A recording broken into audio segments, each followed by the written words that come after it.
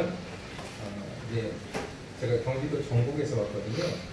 경기도 전국은 여기 우리나라 최북단에 있는 그러한 지역입니다. 전국의 옛날 이름이 온골이에요. 전국의 옛 이름이 온골이고요. 그래서 온골이라는 것은 지역 이름이라고 생각을 하시면 되고, 근데 저는 이제 다른 좀 의미를 좀 부여를 했습니다. 교회에 제가 작년에 온골 모자이크에 구입을 하게 됐는데요. 온골이라는 이름이 이제 하나님의 온전한 골짜기, 그래서 호세아서 2장 15절에 이런 말씀이 있습니다. 거기서 비로소 내 포도원을 베게 주고 아골 골짜기로 소망의 눈을 삼아주리니 그가 거기서 응대하기를 어렸을 때와 애국 땅에서 올라오던 날과 같이 하리라. 여기 나오는 이제 아골 골짜기가 어딘지 아시죠? 아간이 하나님 앞에 범죄해서 심판을 받았던, 돌에 맞아 죽었던 그 골짜기가 아골 골짜기입니다. 그러니까 죄인들의 사형을 집행한 장소가 아골 골짜기인데, 이 호세아서의 말씀을 보시게 되면 아골 골짜기로 소망의 문을 삼아준다라고 말씀을 하고 있거든요. 결국은 그 아간이 죽었던 그 아골 골짜기가 무엇에 일표하냐면 예수 그리스도께서 십자가에 못 박히셨던 골고다 언덕을 예표하던 곳이었던 것입니다. 그래서 제가 간 그 온골, 그 전국이라는 곳이 굉장히 어떻게 보면 시골입니다. 시골이고 산도 많고 한탄강이 흐르고 있는 지역인데 완전히 골짜기와 같은 곳이죠. 그래서 제가 그 전국에 가게 되었을 때에 하나님, 우리 온골 모자이크 교회가 소망의 문이 되기를 원합니다. 남과 북이 통일을 하는 그 전초 지역이라고, 전초 기지라고 할 수 있는 전국 간의 통일의 소망, 그 한민족의 그 하나됨의 소망을 가지고 나갈 수 있는 그런 교회가 되기를 원합니다 해서 온골이라는 의미를 좀 부여를 했습니다. 그래서 온골은 그렇고요. 또 모자이크에 대해서 또 많은 분들이 또 이렇게 질문들을 하십니다. 여러분 모자이크 다 아시죠? 모자이크는 하나의 미술의 양식이잖아요. 서로 다른 색깔과 서로 다른 모양들이 어우러져서 결국은 그것이 하나의 작품이 되는 것입니다. 굉장히 성경적이죠. 우리가 교회라는 곳이 제각기 다른 사람들이 한 사람 한 사람 모여서 주님의 몸을 이루어가는 것이 바로 주님의 몸된 교회이지 않습니까? 그래서 제가 하나님 앞에 정말 꿈꾸며 섬기는 교회는 제각기 다른 사람, 직업도 다르고 성별도 다르고 성격도 다르고 또 살아온 환경도 다르고 또 아무튼 다 다릅니다. 우리 생김새도 다르고. 그러나 그 한 사람 한 사람들의 조각들이 모여서 정말로 아름다운 주님의 몸을 이루는 교회를 하나님 앞에 드리고자 온골 모자이크 교회라는 이름을 지었습니다. 그리고 저희 교회 이제 로고를 보게 되면 제가 좀 보여드릴 수는 없는데 십자가 모양을 하고 있고 4개의 색깔로 이루어진 조각의 모양으로 되어 있는데요. 거기 보시게 되면 한 가지 4가지 조각 중에 한 가지 조각에만 약간의 흠집이 들어가 있습니다. 그걸 알아보시는 분이 거의 없어요. 아주 작게 흠집이 들어가 있거든요. 그 흠집이 의미하는 바가 있습니다. 우리가 주님의 한 몸을 이루기 위해서는 나라는 존재, 그러니까 내가 어떻게 된다는 것입니까? 내가 흠이 있는 존재라는 것을 깨닫고 나라는 존재를 앞세우지 않고 나라는 존재를 주장하지 않고 내가 먼저 죽어서 나라는 존재가 먼저 부인되어지게 될 때 이 공동체는 하나가 될 수 있다라는 그런 의미를 부여하기 위해서 그런 로고를 만들었습니다. 제가 이제 작년에 6월 29일 날 교회를 개척을 하고 우리 박동선 목사님을 아마 용암 때 처음 제가 뵀던 것으로 기억을 합니다. 그래서 목사님 찾아와서 교제를 하고 북한 선교에 대한 꿈을 나누고 비전을 나누면서 목사님을 처음 뵀었는데요. 제가 사실은 한 7년 정도 대림동에서 조선족 공포 분들을 목회했었고요.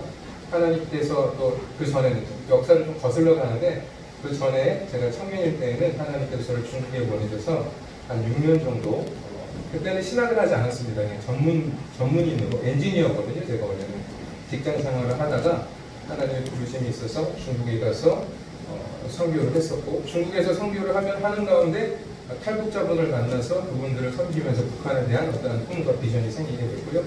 그러면서 내가 북한 분들을 섬겨야 되는구나. 내가 북한 분들을 품고 기도해야 되는구나. 앞으로 내가 북한 땅에 들어가야 하는구나. 라는 그런 마음을 주셔서, 선교 사역을 이제 6년까지 하고, 신학을 이제 해야 되겠다라는 마음을 주셔서 한국에 들어와서, 이제 신대원에 들어가서 공부를 하고, 지금 이제 이렇게 지금까지 이제 길을 걸어온 것입니다. 그래서 제가 이제, 전국에 가기 전에 하나님 앞에 기도를 드렸어요. 사실 제가 가고 싶지 않았습니다. 솔직히 말씀을 드리면, 서울에서 목표를 하다가 시골에 간다는 게 사실은 성도님들도 계시지만 쉽지 않습니다. 부끄러운 고백이지만 쉽지 않습니다. 도시 생활을 접고 시골을 간다는 것이 사실 제가 마음에 들지 않았고, 하나님께서 저에게 주신 그런 어떤 소망과 비전 같은 것들을 어떻게 보면 좀 까맣게 잊고 있었던 것 같습니다. 근데 하나님께서 아주 폭풍같이 몰아치시더라고요, 작년에. 제가 거기에 부임할 것에 대해서 하나님께서 막 밀어붙이셨는데, 제가 거절을 하고, 제가 또 그것에 대해서 불순종하게 되니까 하나님께서 거센 풍파를 일으키시면서 저를 그곳으로 그냥 갖다 팍 심어주시더라고요. 그래서 제가 그곳에 가서 이제 목회를 하게 됐고, 가기 전에 하나님 앞에 회개하며, 하나님, 제가 잊어버렸던 북한 성교에 대한 비전을 품고, 하나님, 제가 가는 그 교회가 정말로 북한 땅을 품으며 통일의 전초기지, 북한 성교의 전초기지가 되기를 원하오니 하나님, 저를 사용하시고 이 교회를 세워주옵소서라는 마음을 가지고 교회에 부임하게 됐습니다. 그래서 우리 박형서 목사님도 뵙게 되었고, 제가 이제 그 사역을 하면서 1년이 됐잖아요. 1년이 됐는데 사실 부끄러운 고백이지만 교회에 큰 변화는 없습니다. 큰 변화는 없고, 성도님들도 더 늘어나신 분도 없고, 또 더 이렇게 줄어드신 분도 없고, 늘어나긴 늘어났군요. 최근에 하나님께서 두 분을 보내주셨어요. 한 분 집사님과, 또 제가 어제 이제 처음 교제를 했던 청년인데, 제가 사실은 이제 북한 선교의 꿈을 가지고 기도를 하고 있었는데, 하나님, 북한에 대한 전문적인 지식을 가지고 있는 사람을 만나기를 원합니다. 아니면 제가 공부를 할까요? 하고 이제 하나님께 여쭤보고 그런 상황이 있었습니다. 근데 어느 날, 지지난주에, 어떤 청년이 전화가 왔어요. 저한테 전화가 와서, 목사님, 교회에 혹시 청년부 모임이 있습니까? 라고 이렇게 이야기를 한 거예요. 그래서 우리 교회가 아직 청년부 모임이 없거든요. 그래서, 아니, 없는데 왜 그러시죠? 그랬더니, 청년부 모임이 있으면 예배를 같이 드리고 싶어서 왔습니다. 그러는 거예요. 그래서 제가 청년부 모임은 없지만, 청년부 모임이 모이지 않지만 청년부 모임은 있습니다. 라고 이야기를 하고, 아무도 없지만 저하고 한번 교제하실래요? 라고 했더니, 이 청년이 흔쾌히 그렇게 하겠습니다 하고, 그럼 어디십니까? 그랬더니 교회 문 앞에 와 있다는 것입니다. 그래서 제가 바로 내려가서 그 청년을 맞이하고 같이 대화를 했더니, 저희 교회 근처에 100일이라는 곳에 특수부대가 있는데 거기에 임관들한 소위 형제였습니다. 그래서 그 형제랑 같이 이제 교제를 하고 청년부가 이제 그렇게 이제 새로 시작이 된 겁니다. 그래서 어제 교제를 하는데 이 청년이랑 하나님의 부르심에는 우연이 없다. 내가 가는 곳, 내가 하게 되는 것, 이런 모든 것들을 하나님께서 사용하시고 이끄신다는 것에 대해서 교제를 하고, 제가 청년한테 물어봤어요. 형제님, 전공이 뭡니까? 그러니까 소위인데 ROTC거든요.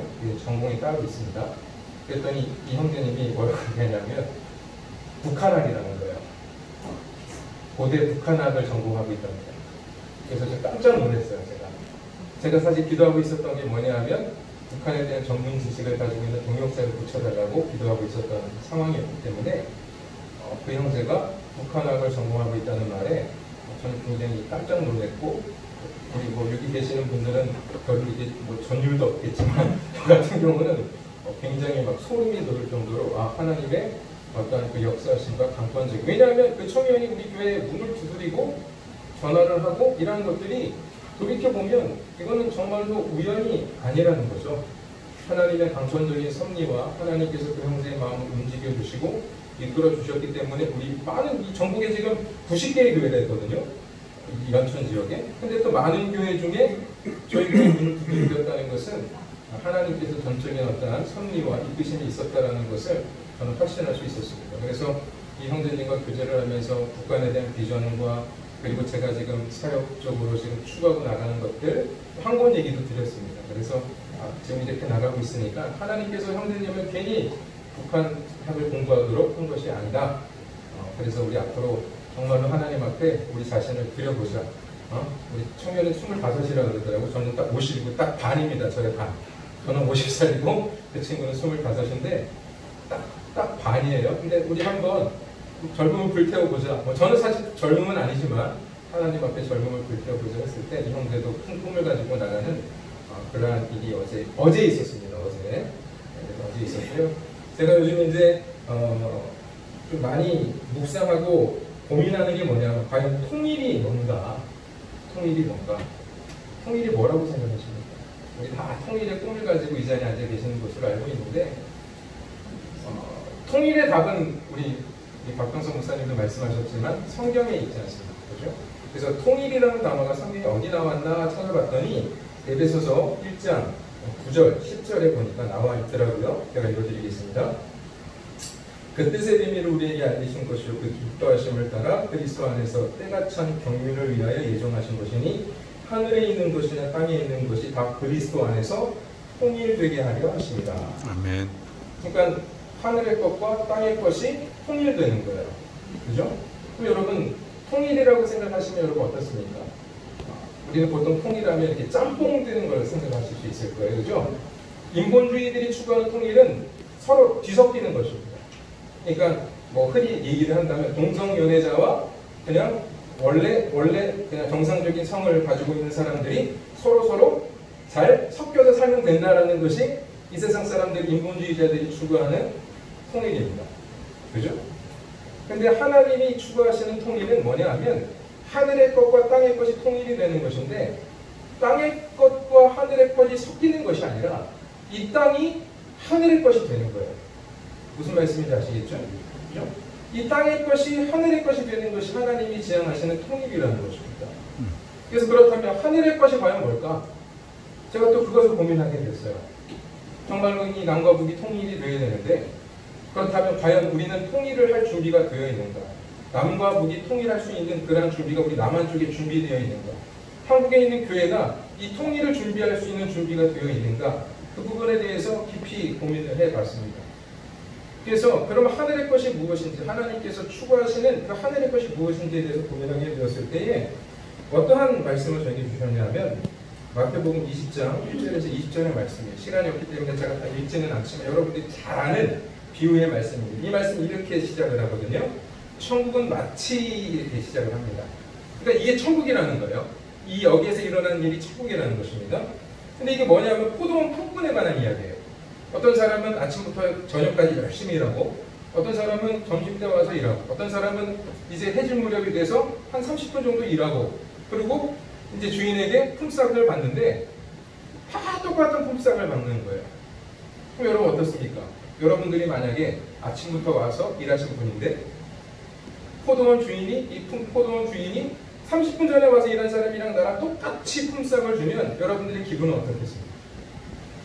아마 우리들은 다 불공정하다, 옳지 않다 아마 이렇게 말씀하실 거예요. 그죠? 이게 세상의 이치입니다. 그죠? 그런데 여러분 한번 이걸 생각해 보세요. 자, 내가 아침부터 일했는데 내 아들이 여러분들의 자식이 아니면 여러분들의 부모가 아니면 여러분들의 형제가 30분 전에 와서 똑같은 품삯을 받았어요. 저하고 똑같은 품삯을 받았어요. 그럼 여러분 마음이 어떨까요? 그 주인이 나쁜 사람이에요? 좋은 사람이에요?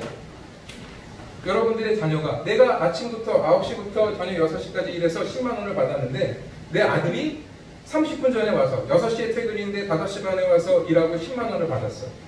그러면 여러분들의 마음이 어떻겠어요? 그 주인을 바라보는 여러분들의 마음이 어떻겠습니까? 그 주인이 감사할까요? 그 주인이 아주 못된 사람일까요? 네? 감사한 사람이잖아요. 내 아들에게 잘해줬으니까. 그죠? 저는 거기에서 발견한 원리가 뭐냐 하면 바로 하나됨의 원리, 통일이라는 것이 무엇이냐 하면 모든 사람을 나로 여긴다라는 거죠. 이 사람을 나로 여기는 거예요. 그러니까 하나님께서 예수 그리스도 이 땅에 보내주셔서 우리를 위해 십자가에 못 박혀 죽게 하신 그 이유는 뭐냐 하면 우리를 당신으로 여겨주신 거예요. 당신의 자녀로 여겨주신 거예요. 예수님이 당신의 몸으로 여겨주신 거예요. 그러니까 친히 우리를 위해서 죽어주실 수 있었다는 것이죠. 또 이런 말씀이 있어요. 제가 보니까 이것만 하고 이제 제가 시간이 없으니까 마가복음 10장에 보시게 되면 또 이런 말씀이 있습니다. 예수께서 이르시되 내가 진실로 너희에게 이르노니 나와 복음을 위하여 친이나 형제나 자매나 어머니나 아버지나 자식이나 전토를 벌인 자는 현세에 있는 집과 형제와 자매와 어머니와 자식과 전토를 100배나 받되 박해를 겸하여 받고 내세의 영생을 받지 못할 자가 없느니라. 그러나 먼저 된 자로서 나중되고 나중된 자로서 먼저 될 자가 많으니라. 이 31절의 말씀은 아까 말씀드렸던 그 포도원 품꾼에 관한 이야기도 똑같이 마지막에 이렇게 끝납니다. 그럼 여러분 이거 이해가 되세요? 이 말씀이? 봐보세요. 내가 다 버려요. 자식이나 아버지나 자식이나 전토를 다 버리면 내가 현세에 있어서 100배나 받는데요. 내가 부모를 버리고 자식을 버리고 내 전토를 버리는데 100배를 받는다는 의미를 여러분 아시겠습니까? 현세에서 지금에 받는다는 이야기예요. 천국 가서 받는다는 이야기가 아닙니다. 이것도 바로 뭐냐면 하나의 원리입니다. 자, 여기 나오는 형제, 자매, 이것은 나라는 존재 영역의 확장이에요. 그러니까 여러분들이 사랑을 퍼줄 수 있는 존재는 나라는 존재의 영역이 되게 가족이거든요. 그죠? 여러분들의 부모나 여러분들의 자식. 그래서 이 사람들이 잘 되면 난 좋은 거야. 그래서 내가 희생할 수 있어요. 자식들을 위해서 우리 부모님들이 다 버리잖아요. 그죠? 자식들도 부모를 위해서 부모님만큼은 아니지만 헌신합니다. 그죠? 근데 그걸 버리면 100배나 얻는다는 게 무슨 뜻이겠어요? 그러니까 나라는 존재의 영역을 깨트려버리고 다 나로 여긴다 그랬죠, 아까. 여기 계시는 우리 목사님이 저를 당신으로 여겨주시고, 여기 계시는 성도님들, 권사님, 장로님들이 다 서로 가서 옆에 있는 분들이 이 사람이 남이 아닌 거죠. 남이 아닌 거예요. 왜? 성경에 보시게 되면 다 우리는 주의 뭐죠? 몸이잖아요. 그죠? 여러분 이 팔과 이 팔이 남입니까? 아니잖아요. 이 팔이 아프면 이 팔이 어떡하죠?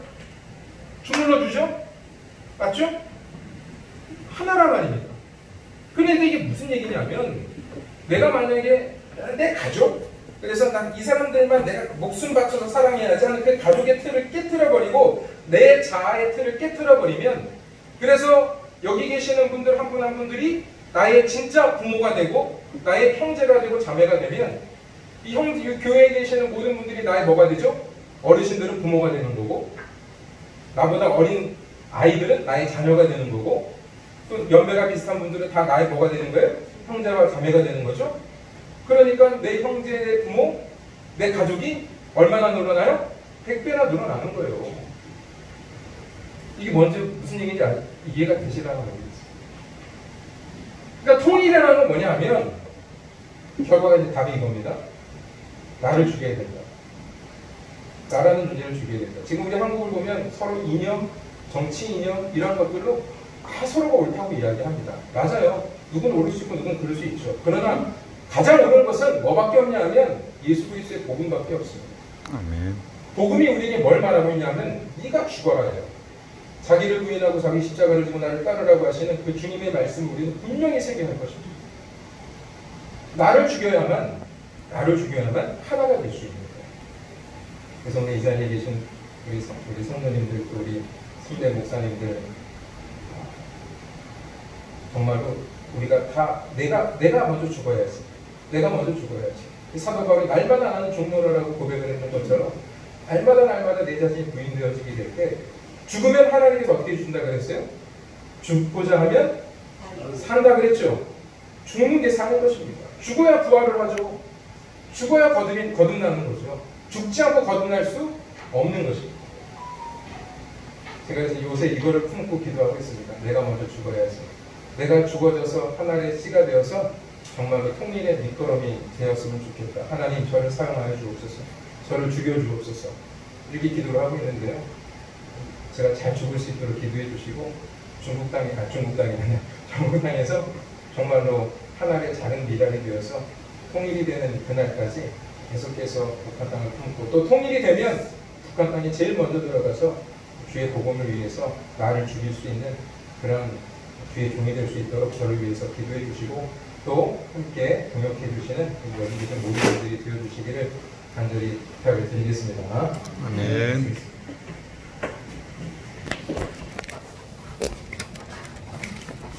우리 박수로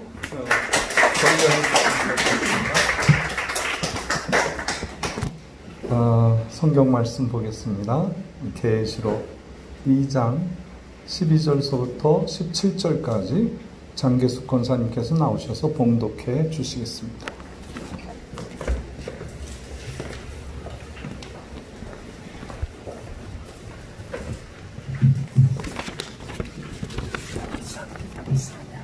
고가모 교회 사자에게 편지하라.